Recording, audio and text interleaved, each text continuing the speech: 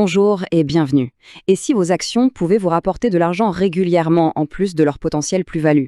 C'est ce qu'on va décortiquer ensemble aujourd'hui avec une stratégie bien connue pour générer un revenu supplémentaire. Alors, voilà notre programme. On va commencer par une analogie assez simple, celle de la location. Ensuite, on plongera dans la mécanique avec un exemple bien concret.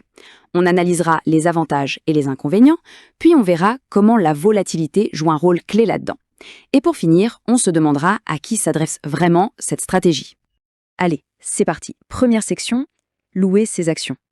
L'idée ici, c'est de voir la possession d'actions sous un angle un peu différent, une approche plus active. Imaginez un instant, vos actions ne sont pas juste là, à attendre de prendre de la valeur. Et si elles pouvaient, en plus, vous verser une sorte de loyer, un revenu régulier, un peu comme un appartement qu'on mettrait en location. C'est une idée intéressante, non ? Eh bien, cette idée, c'est justement le cœur de la stratégie du covered call ou call couvert en français. On transforme un actif qui est plutôt passif en quelque chose qui génère activement un revenu. C'est ça le principe. Ok, maintenant qu'on a l'idée générale, passons à la pratique. Section 2, comment ça marche un covered call? On va décortiquer les mécanismes de la stratégie. Le point de départ, c'est ce chiffre, 100. Pourquoi 100? Parce que dans le monde des options, un contrat standard représente 100 actions. Donc, pour vendre un contrat d'option d'achat, il faut posséder au minimum 100 actions du titre en question. C'est ce qui rend l'opération couverte. Le processus en lui-même est assez simple, en 3 temps. D'abord, il faut évidemment posséder ces fameuses 100 actions.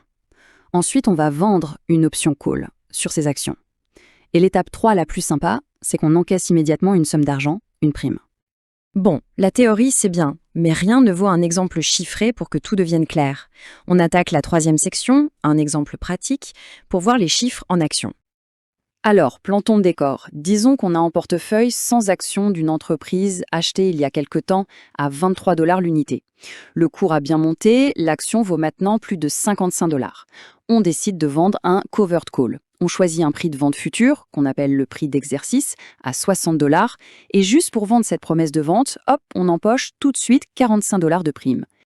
Alors, que peut-il se passer ensuite? Il y a 2 grandes possibilités. Scénario 1, le cours de l'action reste sous les 60 $. Dans ce cas, l'option n'a plus de valeur. Résultat, on garde nos 100 actions et on garde aussi la prime de 45 $. On a généré un revenu sans rien vendre. Pas mal. Scénario 2, l'action grimpe au-dessus de 60 $. Là, on a l'obligation de vendre nos 100 actions au prix convenu de 60 $. Mais attention, on garde aussi la prime de 45 $. Et justement, dans ce deuxième scénario, calculons le profit. La vente nous rapporte 6 000 $. On avait acheté ces actions pour 2 300, ça nous fait donc une plus-value de 3 700 $. Mais ce n'est pas fini, il faut ajouter la prime de 45 $ encaissée au départ. Le profit total de l'opération s'élève donc à 3 745 $. On a donc bien vendu au prix qu'on voulait, tout en empochant un bonus. Voilà, ça nous amène au cœur du sujet, au compromis qu'implique cette stratégie.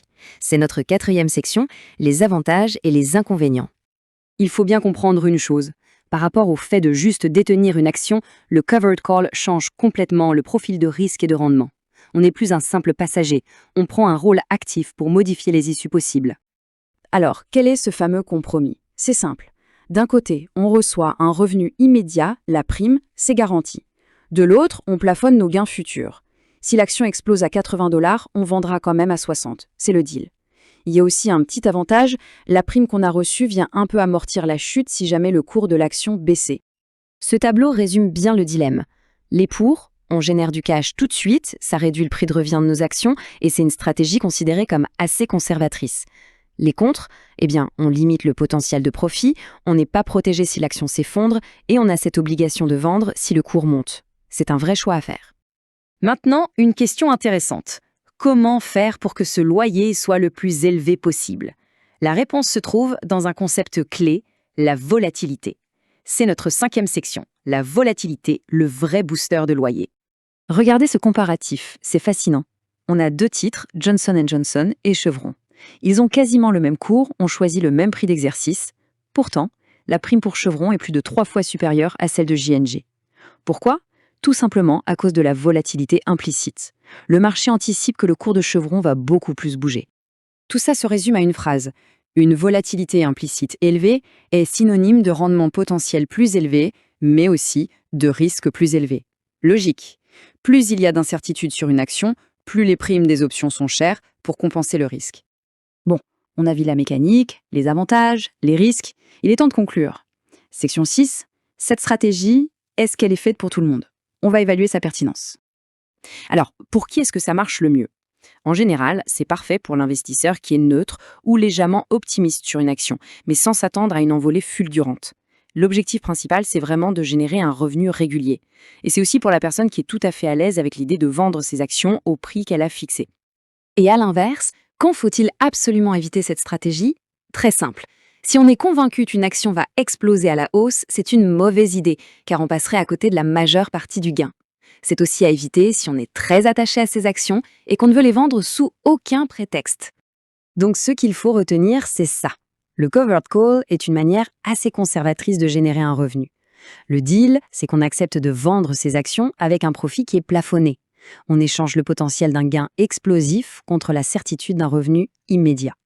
Et on termine avec une question pour la route. Si certaines actions de votre portefeuille ont déjà bien grimpé et atteint le prix que vous visiez, est-ce qu'il ne serait pas judicieux de collecter une sorte de dernier dividende grâce à cette technique, juste avant de les vendre?